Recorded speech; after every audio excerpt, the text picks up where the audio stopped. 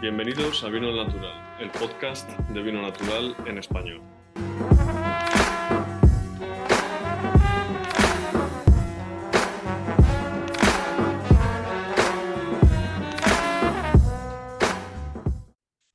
Hoy tenemos con nosotros a Seba de Chanchos Deslenguados desde Chile.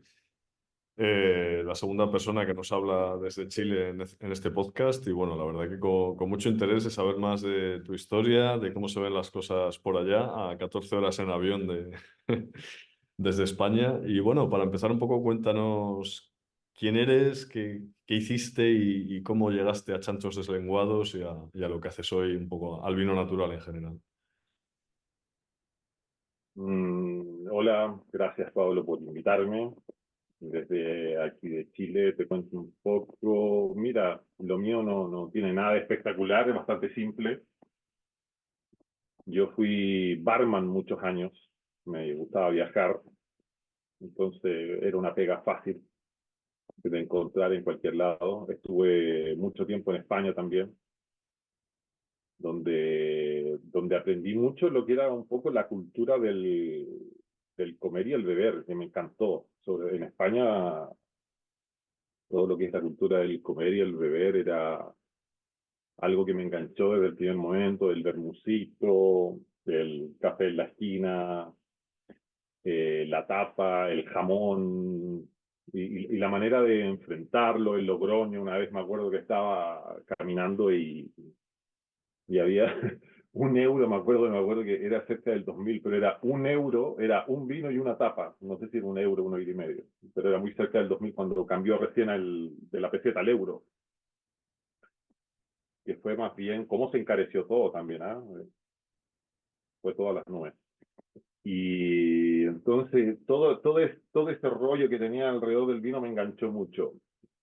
Entonces, después de vuelta en mi país, seguí trabajando en la restauración, como se dice, y yo tenía un bar. Comencé a estudiar, me acuerdo en aquella época estaba estudiando para ser sommelier y tenía un bar y tenía un amigo que vivió muchos años en Francia y tenía muchos amigos franceses. Entonces un día en el bar llega este amigo y viene con Louis Antoine Louis. Entonces venían con vino debajo del brazo. Entonces yo en aquella época era como que tomaban vino muy tradicional, allá debería ser, no sé, un Rioja de supermercado, acá lo que es un Concha y Toro del supermercado. Entonces me acuerdo que ya la primera copa dije, se acabó el mundo. Esto es vino. Entonces yo entré directamente a lo que es el vino natural por gusto, no sabía ni siquiera que existía el vino natural. Un poco sí, pero era súper mal mirado. En Chile existía un producto que se llama el pipeño, que es un vino joven del año. Pero entonces, como se descuidó tanto la producción del pipeño, el pipeño siempre se echaba a perder, entonces la gente cada vez que probaba pipeño lo asociaba a un vino malo. Entonces se desvirtuó completamente el pipeño como bebida refrescante. Entonces ahí fue cuando entraron en acción, justamente en ese momento cuando entraron en acción las cepas francesas, todo lo que llegó el Cabernet Sauvignon, y después la parquerización del vino, etcétera, etcétera.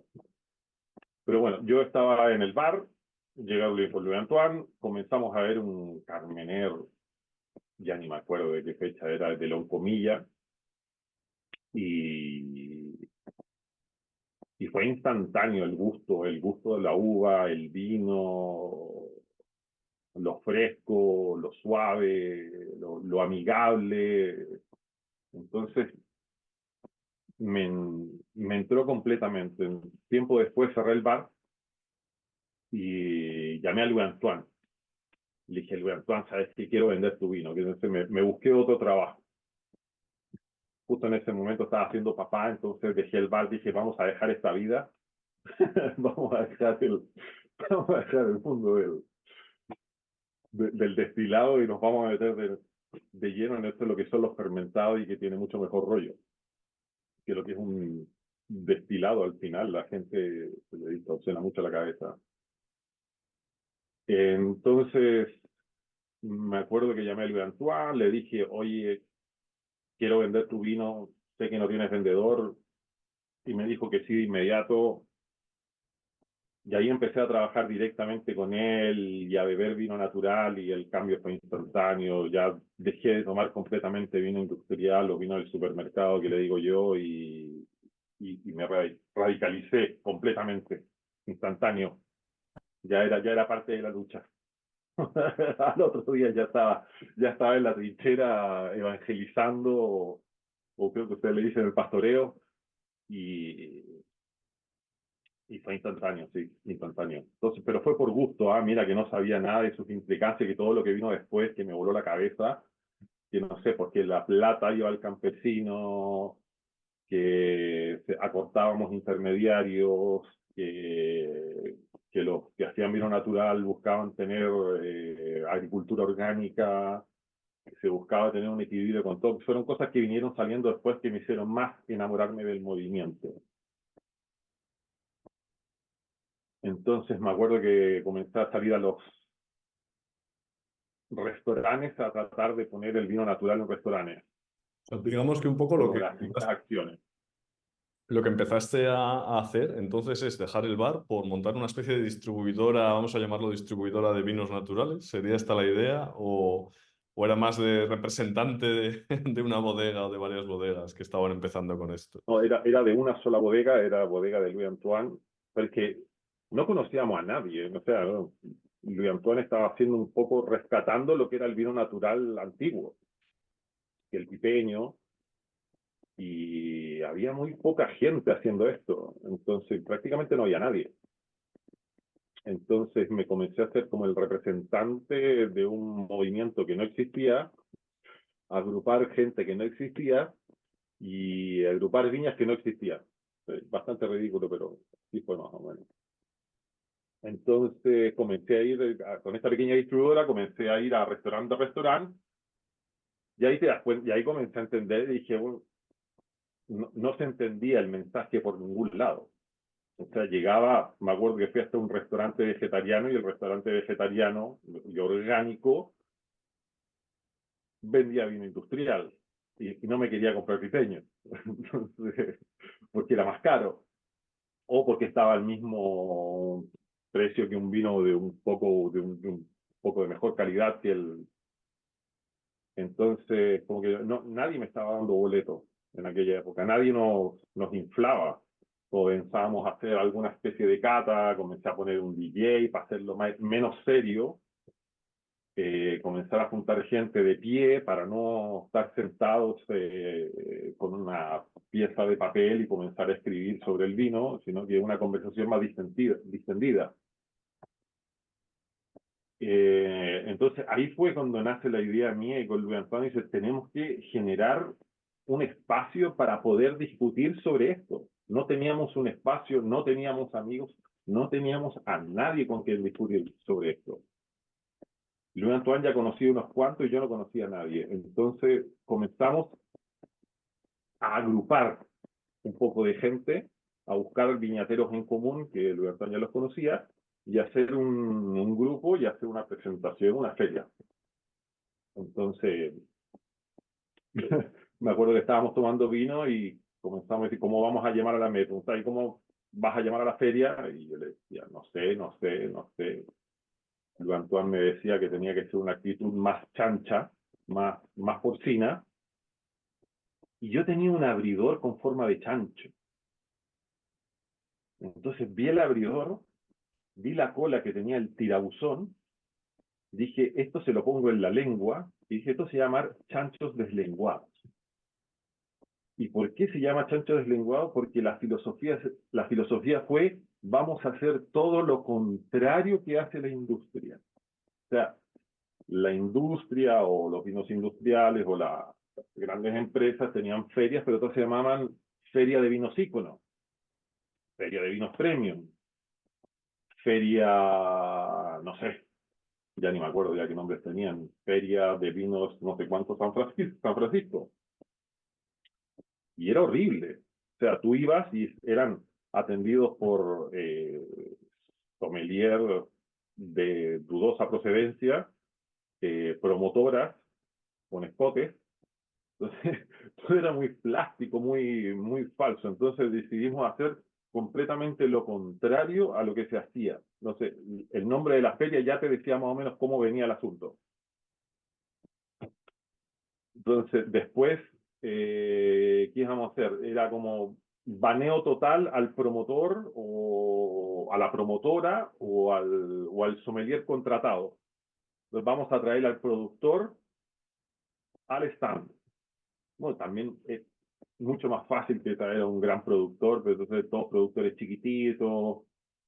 Entonces me acuerdo que para nuestra primera feria, que fue por allá por el 2011 creo, eh, juntamos como a 7 productores. Y eso fue todo. Metimos 100 personas en un bar chiquitito y, y desde ya fue maravilloso porque se empiezan a juntar historias diferentes. Cada viña es un mundo en historia. Cómo empezaron, de dónde vinieron, hacia dónde van. Entonces, cada historia era entretenida y éramos 7 y juntamos alrededor de 7 y entraron a la entrada unas 120 personas, no más. La copa era muy barata, podías degustar todos los vinos, tenías a los productores ahí mismo. Entonces fue un quiebre en lo que era hacer una feria. Y Sí, a toda esta mano. empezasteis con 7 y ahora ¿cuántos estaríais más o menos teniendo las ferias? O sea, yo no puedo poner más de 30, 25 en cada feria, pero deben haber ya alrededor de 70 itinerantes. Ah, bueno, ya es un Y número. es un número elevado, ya son muchas historias, sí, pero muchos son varios son de 1000 botellas, 600 botellas, uno que tiene una hectárea ahí, que tiene un blend en el campo, hace la mezcla en el campo, en su patio, entonces él plantó, entonces él dice que la mezcla se lo hacen los pájaros, es lo que me dejan los pájaros es lo que yo vivifico, entonces lo que me dejan los pájaros es la mezcla que hay. Y un poco para que nos hagamos una idea de dónde viene este movimiento, yo creo que es importante contextualizar Chile, ¿no? Porque digamos que sí que en España tenemos una tradición industrial en varias zonas, como sabes, ¿no? El Penedés, Rioja, etcétera, pero sí que es verdad que eran y siguen casi siendo bodegas familiares, ¿no? Ahora empieza a haber, ¿no? Pero había muy pocas multinacionales metidas, mientras que Chile siempre ha tenido esta vocación de grandes empresas como Casillero del Diablo, ¿no? Con extensiones infinitas, una analogía súper tal y con eso, promotoras, el sommelier, la chica con el escote, ¿no? Esto igual en España que no nos hacemos una idea, ¿no? Porque el mundo del vino se asocia más a una visión del duque, el marqués de Riscal, ¿no? Es como un rollo casi más de conservadurismo, tradición, etcétera. ¿Cómo el vino natural encaja aquí? ¿Ha levantado muchos odios o es simplemente algo tan pequeño que no molesta? ¿Ha habido grandes empresas que han intentado sacar su línea de vino natural en plan greenwashing o simplemente hacen su vino ecológico pero no natural? Cuéntanos un poco cómo es toda esta situación en Chile. Uf, se me vinieron 20 respuestas a la cabeza y me estoy confundiendo ahora con todas las respuestas, pero a ver, el greenwashing se viene duro, ¿ah? Se viene duro, pero bueno, para empezando, claro, ustedes tienen todo lo que es, no sé, toda esta tradición, 1500 años, 2000 años, la realeza, yo qué sé, pero claro, nosotros no tenemos realeza, tenemos empresarios reales acá. Entonces, lo que pasa es que cuando más o menos con la parquerización del vino y todo lo que comenzó con la industrialización, porque, a ver, la industrialización del vino no sé cuándo habrá empezado exactamente, pero como en 1960, cuando se empezaron a vender levaduras, bueno, se empezó a 1970, acá no estoy seguro cuándo empezó porque fue gradual, pero se empezó a dejar lo natural, se empezó a hablar muy mal de lo que eran las criollas, se empezó a hablar muy bien de lo que era el Cabernet Sauvignon, y esto explotó, se comenzó a arrancar la país, se comenzó a plantar mucho Cabernet, mucho Merlot. Entonces, con la parkerización también, con esto de ponerle puntos al vino, y con esta moda del vino Parker que comenzó a hacer todo muy sobremaduro y con mucha madera y con mucho gusto gringo, también para exportar mucho a Estados Unidos. Entonces todo tenía mucha madera, que, que en Estados Unidos en aquella época gustaba mucho. Entonces el empresariado creció mucho en aquella época, se industrializó mucho el vino. Entonces, ya me perdí. Se industrializó el vino, entonces todas estas grandes empresas comenzaron a exportar mucho y crecieron mucho. Conchitoro se hizo enorme, se hizo brutal, pero todo esto a un coste de, ¿cuál es el coste de esto? Es la pérdida de la identidad. O sea, comenzamos a perder completamente lo que era el vino de campo a cambiarlo por el vino de supermercado. Hay una pérdida de identidad. Chile es una pérdida de identidad constante. Como nos vemos muy lindo, pero la pérdida de identidad es enorme porque todo se industrializó, todo se hizo para tener mejor rendimiento, mayor ganancia, ganar a muy pocos, se comenzó a plantar muchas hectáreas con sistemas de producción espaldera, yo que sé, 20, 40 hectáreas seguidas, y, y eso fue lo que pasó en Chile, o sea, vino sobre maduro, vino de supermercado, rendimiento, bajar los costos. Entonces, la gente con el tiempo comenzó a decir que este era el vino, este vino sobre maduro, con mucho grado alcohólico, este que era un sabor a vainilla horrible, era el vino que había que tomar. Entonces, después aparece, entre medio apareció el vino natural, entonces tú sacarlos de esa zona de confort y decirles, mira, acá hay un vino que como se hizo siempre, lo prueban y te pueden decir de que el vino no está hecho, de que qué es esto, que esto no es vino, que esto parece chicha, que esto parece chacolí, pero efectivamente, claro, y somos tan pequeños que no le hacemos daño a la industria. De hecho, yo creo que es al revés.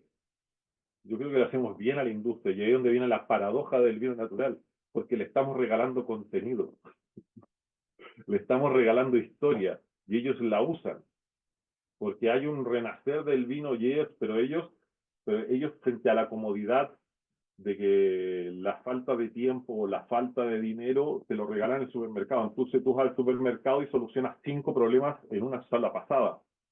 No tienes que ir a la quesería, no tienes que ir a la vinoteca, no tienes que ir a la carnicería. Tienes todos los productos en un solo lugar, pero ahí se eligen qué productos están en ese lugar. Entonces tú estás en un embudo donde vas y te solucionan todo con productos que ellos te quieren vender a ti.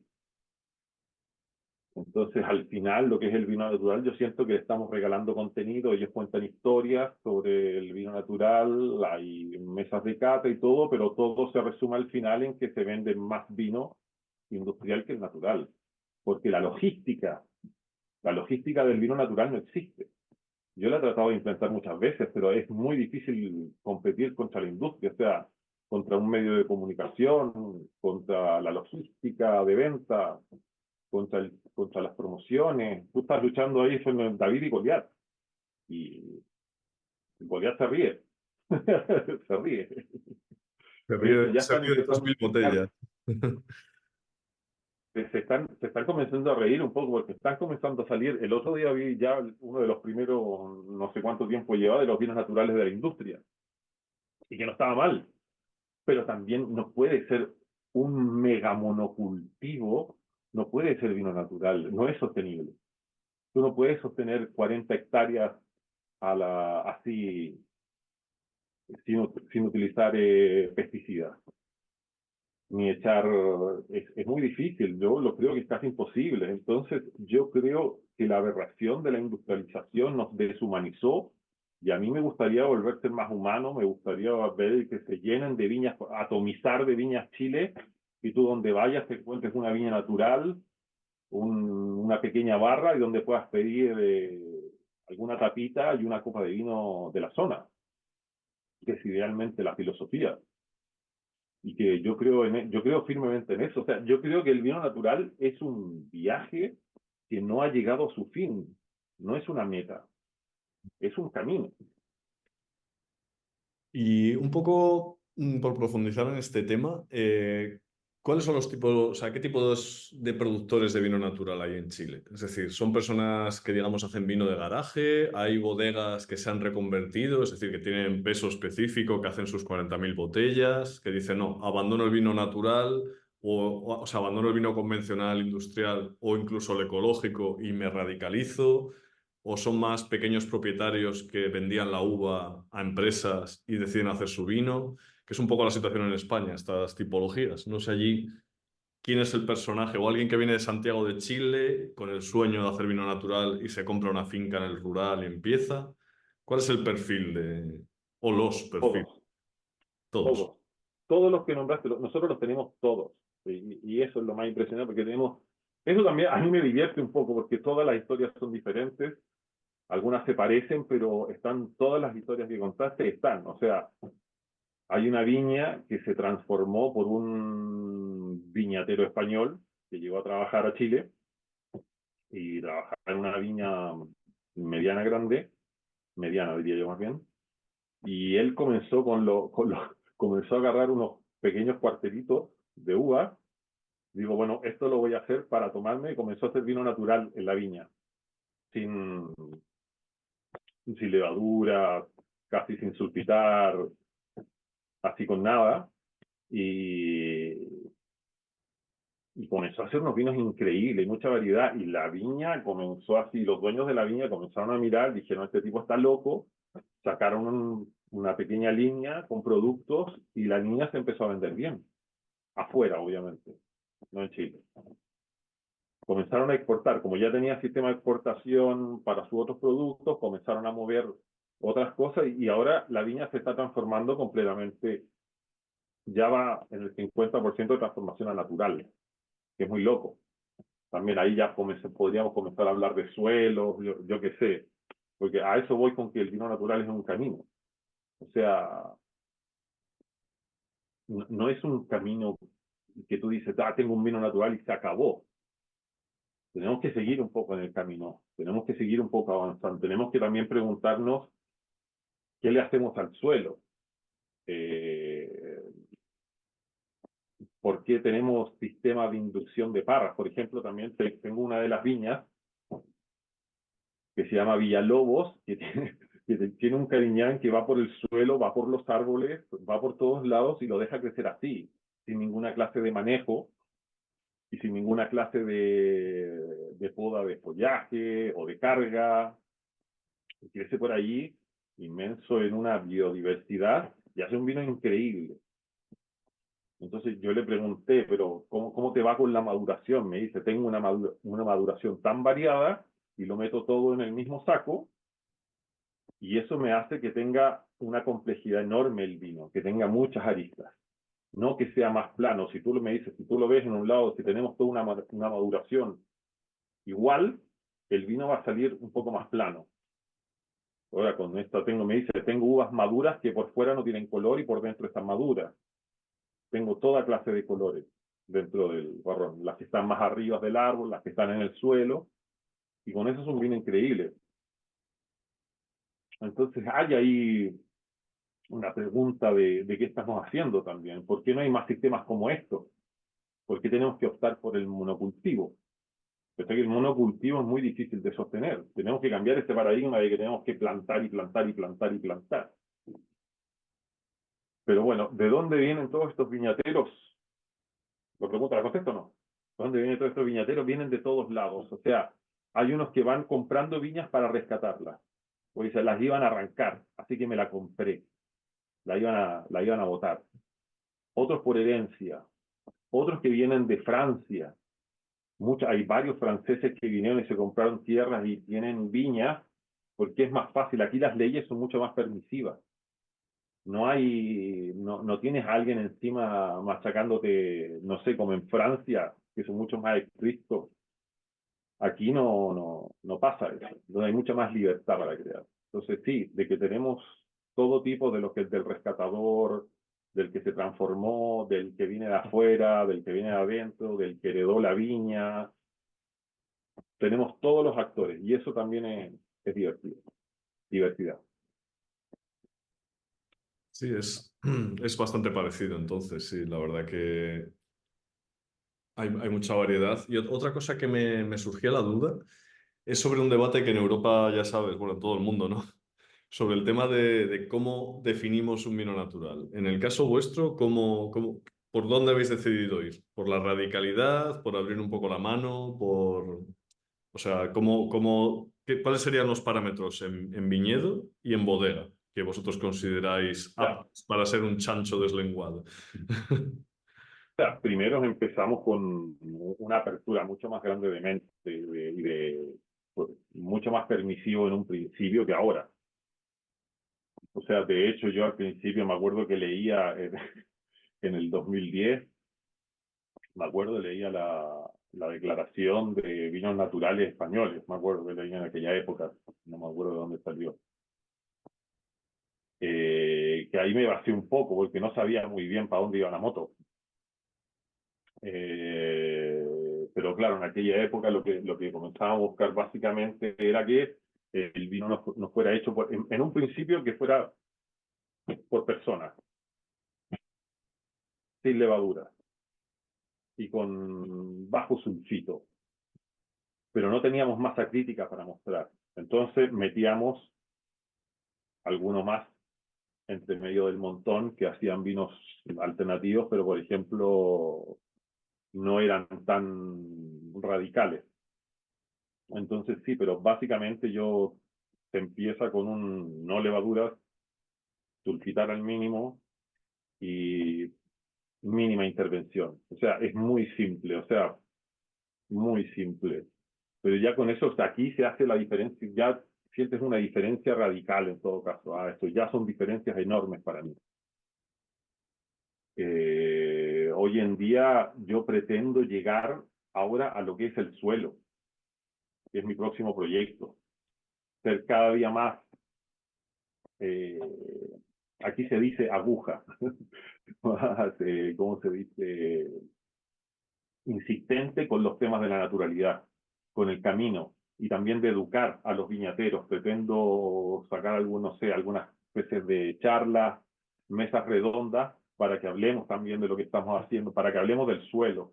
Poco se habla del suelo al final también. Entonces, y que también, o sea, que tú tratas de ser natural, pero tu vecino llena de químicos y te invade a ti también.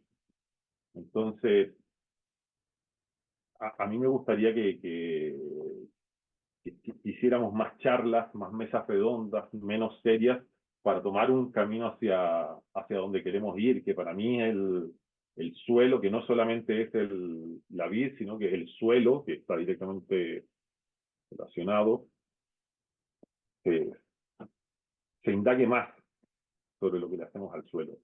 Entonces, también hay dudas sobre lo que hacemos con el monocultivo y sobre el sistema de conducción. O sea, ¿por qué no podemos volver un poco a lo que, como te decía, este hombre que tenía las parras arriba de los árboles y que no usaba ningún pesticida porque el viñedo se protegía solo? Estaba completamente protegido por la biodiversidad que tenía en la viña, Claro. o sea, en la viña, en el bosque. Entonces, sí, yo no creo que, yo creo que es un camino, pero sí que hay puntos indiscutibles como no levadura, sulfitar al mínimo y la no intervención, o sea, no vamos a corregir acidez, pero sí también tendríamos que entrar en el debate lo que son no sé, algunas tecnologías modernas que sí nos pueden ayudar, como el control de temperatura, y algunos quieren filtrar completamente el vino natural para que sea más fácil de mover. Hay hay por donde discutir, pero creo básicamente que se necesita para hacer un chancho deslenguado, tener una actitud chancha también, pero también ahí es difícil, porque a veces hasta los viñateros mismos te reman en contra, porque estoy tratando de hacer una masa crítica de viñateras naturales y después tú ves que van a cualquier feria, donde se mezclan todos los estilos y de entre las industrias y los pequeñitos y los naturales y el garage, y se me pierde el mensaje. Entonces es difícil. Yo siento que peleo contra Goliat, pero sí creo que hay futuro, pero no sé si es pronto. ¿Y los consumidores del otro lado, cómo ves en Chile? Está viendo Santiago de Chile es como el polo principal, imagino, ¿no? ¿Ves que hay un despertar entre la juventud o es todas las edades? ¿Cómo ves al consumidor en Chile con este tema? O sea, los temas del vino natural son transversales, creo, en todos lados. O sea, yo estaba escuchando tu post el otro día y se hablaba de la cerveza siempre, y aquí pasa lo mismo con la cerveza. La cerveza se tomó el puesto que tenía el vino antes. Se aprovechó de esta manera de hacer el vino snob y la cerveza entró como que, somos fiesta. Pero, pero ahora veo también a la juventud comprando cervezas artesanales súper caras, entonces dice, vaya, pensé que era una cosa de precio, pero no es tanto una cosa de precio. O sea, ves que compran un 4-pack súper caro que cuestan como una botella y media de vino natural, lo que cuestan 4 cervezas artesanales. Entonces tú ves ahí que también la gente está gastando dinero, pero por cultura prefiere gastarlo en cerveza porque va asociado a que se van a divertir más. No sé, pero ves que ese gap, eh, ya el del dinero, ya no lo veo tan claro.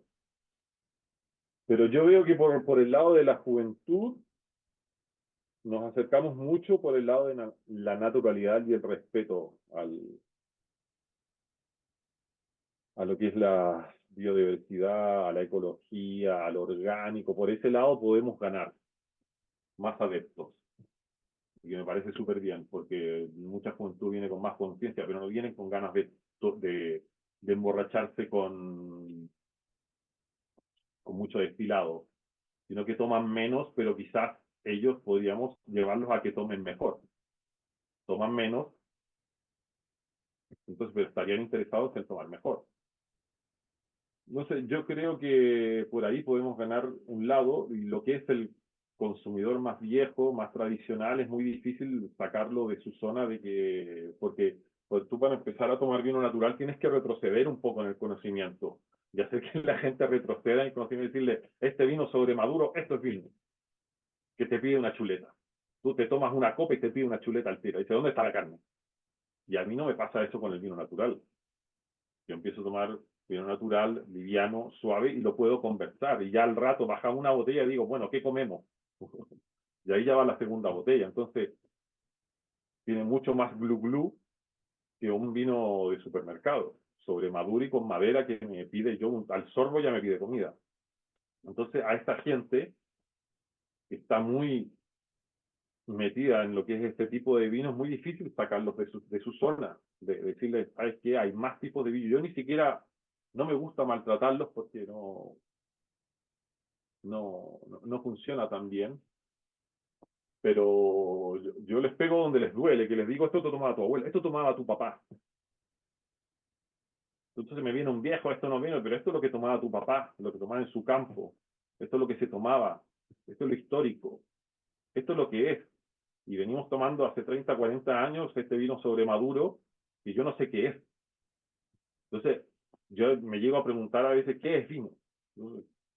La definición del vino aquí es muy ambigua, y la gente cree que porque tú le dices vino, y yo le digo que le dices vino, que el vino ya es natural, por ser de uva. Y listo. No, es que el vino es natural, pero no, no, o sea, aquí se permiten cosas como unas medias colgantes con chips de madera dentro de acero inoxidable para darle sabor a madera, ni siquiera pasa por una barrica, le meten calcetines. Eso te quería preguntar, porque en Brasil, por ejemplo, sé que la legislación es mucho más abierta que la europea, más parecida a la estadounidense a nivel de elaboración de vino. Si en Europa se permiten 60, bueno, según cómo lo mires, 80 productos, en Brasil son casi 200, ¿no? En Chile, ¿cómo está la cosa? ¿Es más parecido a Europa o lo industrial es muy, muy, muy industrial? No, aquí el lobby industrial es brutal. No, no tenemos el control es mínimo. O sea, aquí se permiten atrocidades. Atrocidades. De hecho, las leyes del vino en caja, hay vino en caja, y las leyes permisivas sobre el vino en caja son más permisivas que el del vino en botella. O sea, ya puedes hacer una diferencia entre un vino en caja y un vino en botella. Es mejor el vino en botella, por ley. El vino en caja es más ambiguo aún. Más aún. O sea, ya cómo más ambiguo no se puede ser, no tengo idea. Más ambiguo aún. Entonces, es un mundo muy oscuro que yo me pregunto constantemente qué es vino al final. Entonces, a mí me gusta el vino de la historia, me sabe bien y me cae bien. Entonces, es muy ambiguo y sobre todo en Chile. Por eso también hay mucho viñatero que viene acá a trabajar porque no lo molesta a nadie. O sea, tú ves unas producciones, alguna viña que sale con, no sé, tuvo un éxito con un vino y vendió, no sé, 10.000 botellas. Y dice, ah, muy bien, le fue muy bien con ese vino. Excelente. Claro, y en 2 años más tú vienes que tiene una producción del mismo vino de 50.000 botellas. ¿De dónde te salió la uva? Y el vino se llama igual, viene del mismo lugar, y es imposible que venga del mismo lugar. Entonces nadie controla eso, triplicó su producción de un mismo lugar y nadie se pregunta de dónde vino la uva. La tierra de nadie. Una cosa que comentabas que me parece interesante es el tema de esto es lo que bebía tu abuelo, ¿no? En Chile, además, tenéis esta cosa de que hay un vino y un nombre para algo que se mantuvo natural, ¿no? Que es el pipeño. A mí esto me parece bastante interesante porque creo que es el único país del mundo, quizás como Georgia, que puede decir que tenía un vino y un nombre que mantuvo esa tradición, ¿no? Porque en España hay regiones donde se sigue haciendo vino natural y la gente no le llama así, simplemente es vino, el vino ese que quedó ahí, por ejemplo en Toro, ¿no? En la región de Toro, en España, se sigue haciendo muchísimo vino natural en casa. Y, y me da mucha curiosidad, ¿por qué crees tú que se mantuvo el pipeño? Y bueno, la mala reputación es un poco, sí que conozco la historia, ¿no? Había mucho pipeño avinagrado, mucho pipeño oxidado, etcétera. ¿Qué influencia No crees que te ha tenido juzgo. el tema del pipeño en el vino natural chileno? A nivel de consumo y de producción también, para desligarse, pero también para vincularse a una tradición, etcétera. Es que el pipeño nace, bueno, el nombre nace de las pipas que se traían de España y que después inmediatamente se comenzaron a hacer en Chile, de Raulí. Entonces ahí viene el nombre pipeño. Pero ¿qué es lo que era el pipeño? El pipeño era, por ejemplo, el vino que se tomaban los trabajadores que trabajaban en la tierra, en la viña. Era el vino que se hacía para tomar eh, en el campo. Era un vino fresco y que era un vino sin nada. Y es muy espectacular, es media difuminada la historia, pero el pipeño nace de eso, es un vino de campo sin nada. Y la definición era esa. Pipeño significaba un vino que no tenía absolutamente nada. Y se mantuvo a través de la historia y se degeneró la historia, pero el pipeño se vendía en las tabernas en vasitos pequeños, en la pituca, pato, medio pato, son definiciones de vasos que teníamos acá. Y se mantuvo en la historia porque era una bebida que tomaba el obrero. Se tomaba mucho pipeño en todos los trabajos, a la hora del almuerzo, a la salida del trabajo, en el campo. Era un vino transversal. Y bueno, con la llegada de las francesas se comenzó la propaganda hacia la francesa y se comenzó a descuidar el pipeño y el pipeño dejó de ser un vino malo. Pero sí, ese es el gran acierto del sobrenombre popular al vino natural fue ponerle pipeño, que sobrevive hasta el día de hoy. Todavía se toma pipeño en campo. Todavía la gente tiene parras y hace pipeño en su casa, cosa que es muy bonita. No Muy sé qué más. interesante este tema porque, claro, te permite a la vez que la gente, el consumidor, ya sepa lo que es un vino natural, pero a la vez le tienes que explicar pues, que no todos los vinos naturales tienen por qué ser pipeño, ¿no? Me parece una cosa bastante curiosa. Y el tema de las variedades autóctonas, que sé que en Chile es un poco complicado rebuscar por ahí, ¿cómo lo estáis afrontando? Es decir, ¿hay una vinculación del movimiento del vino natural a la recuperación de variedades autóctonas o se siguen utilizando variedades internacionales para intentar darle salida comercial? No, fíjate que es muy loco, ¿ah? Pero el tema de las variedades autóctonas pegó muy fuerte en lo que es el vino natural, muy fuerte. O sea, de hecho, la mayoría de los vinos se hace con cepas criollas, por ejemplo, con la país, con la listán prieto, creo le llaman ustedes por allá, acá se llama la país, con la moscatel, la torontel. Entonces aquí se plantó mucho todas esas cepas y hay una especie, entonces hay parras muy antiguas, ya que teníamos pie franco, todavía hay muchas parras perdidas por ahí en el campo, históricas. Y salen vinos muy especiales de aquellas parras que tienen una profundidad de raíz enorme y eso le da una más complejidad al vino. Y entonces se asocia mucho la lucha del vino natural con las cepas criollas.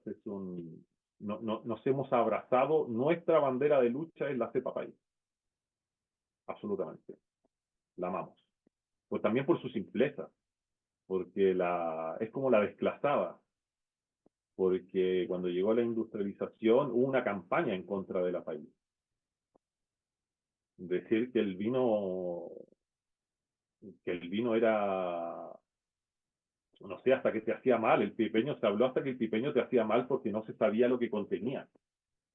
Hubieron escritores que hasta dijeron que esto te hace mal porque tú ni siquiera sabes lo que tiene. Entonces, terrible. Entonces, te puedas también en la historia de Chile, o sea, te puedes dar cuenta que todos los poetas hablan de las cepas criollas, pero a nivel técnico no se habla nunca mucho de las cepas criollas. Siempre se hablan de la Cabernet Sauvignon, del Merlot, del Sauvignon Blanc, pero de la país se dejó hablar hace mucho rato. Entonces, ahí la aparición de Louis Antoine fue cuando le dijeron que no se podía hacer un buen vino con la cepa país, y eso fue como una declaración de guerra. Fue como que no se puede. Tomamos cepa país durante 300 años y ahora no se puede hacer un buen vino de cepa país, me parece ridículo. Y ahí se empezó, me acuerdo que fue el país de Queneguao, el primer vino de cepa país que se empezó a exportar de Chile a un par de restaurantes europeos, cosa que fue un gran logro. Y eso abrió el camino a otros a mirar el que, mira, se puede hacer, mira, el vino no es malo. Entonces, que haya tenido que venir alguien a limpiar las mangueras, limpiar los toneles, hacer el pipeño nuevamente, pero con mejor higiene, y resultó que el pipeño era increíble. Y nadie lo sabía. Se había perdido esa historia, el pipeño era un pedazo de vino y la gente no lo recuerda así, sino que lo recuerda a un vino malo. Muy interesante porque, bueno, yo trabajo aquí en Canarias y es el único sitio de España donde se mantiene la país.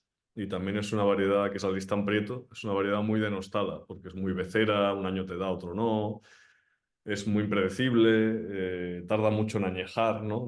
Tiene esta aspereza en el paladar que requiere un poco de tiempo en barrica. Es una variedad muy curiosa y muy desprestigiada aquí. Ahora se están empezando a hacer monovarietales, pero bueno, sería interesante volver a hacer esa conexión, la verdad. Y bueno, para ir cerrando, Seba, me gustaría preguntarte qué bebes ahora ya en confianza, después de un ratito charlando, ¿qué bebes? ¿Cuándo lo bebes? ¿Qué te gusta beber? ¿O bebes con la comida? ¿Bebes de todo? ¿Bebes siempre? ¿Bebes solo? ¿Bebes acompañado? ¿Bebes solo vino natural? Me gustaría beber más de lo que bebo, para serte sincero. Entonces ahí me acuerdo que también estuve mirando el vino en lata porque me gustaría abrir una lata al mediodía siempre, porque eso, abrir la botella, se me puede, como son vinos más vivos, son más impredecibles y a veces se te va el vino en 2 días, ya el vino se murió en un día. Se pone, le sale más defecto a algunas botellas, pero ¿qué bebo? Bebo todo lo natural posible, no bebo nada industrial, bebo todas las semanas bebo vino, sin falta. Me gustaría beber más y me gustaría más beber solo, pero me da pereza abrir botellas, la verdad, solo. Y termino abriendo una botella entera, ya esto ya es una fiesta. Y esto ya es mucho. En la semana para mí es mucho. Entonces, por eso encuentro que la solución del vino en lata. Aquí tenemos un tipo que está haciendo un vino en lata que se llama AUPA, que es un francés vasco, que se llama David Marcel, y que está embotellando. Y es un vino muy liviano y muy fácil de tomar. Pero sí, a mí me gustaría tomar más de lo que tomo. También me gusta tomar mucho Pernat, o que se le llama ahora, y que es que yo encuentro que es un pedazo de vino, porque el Pernat como que no tiene reglas, puede ser de cualquier color, puede ser de cualquier uva, puede ser, me gusta esa libertad que tiene el vino natural en experimentar, que no tiene la industria. El vino natural en este momento todo el mundo está experimentando con el Pernat y está haciendo su propio Pernat y están haciendo varias mezclas de tipos de vino y así. Y me gustaría tomármelos todos todo el tiempo. Me parece una alegría de vivir, básicamente. Y quiero tomar más vino. Por eso necesito más amigos que tomen más vino natural y por eso voy a estar ahí convenciéndolos día a día. Y sí, he salido con la botella a todos los restaurantes, a todas las fiestas. Yo no salgo sin una botella de vino bajo el brazo. Imposible. Me No. parece bien ese propósito, querer beber más vino natural. Pues nada, Seba, ya llevamos un buen ratito hablando, encantado de conocerte por este medio. Si vienes por España otra vez, después de esos 6 años de estar por acá, pues encantados de recibirte por Canarias y nada, muchísimas gracias por el rato.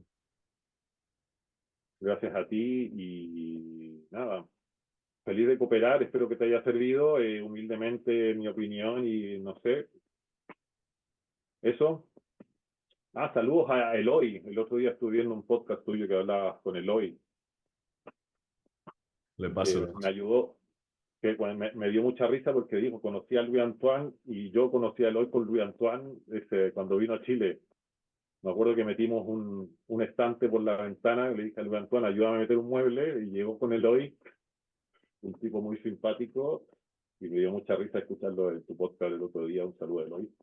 Y eso, gracias Pablo y 1 millón y sigue así porque está súper interesante tu podcast y sigue, tú dale. Venga, Gracias Pablo. saco rato. Un saludo, Seba.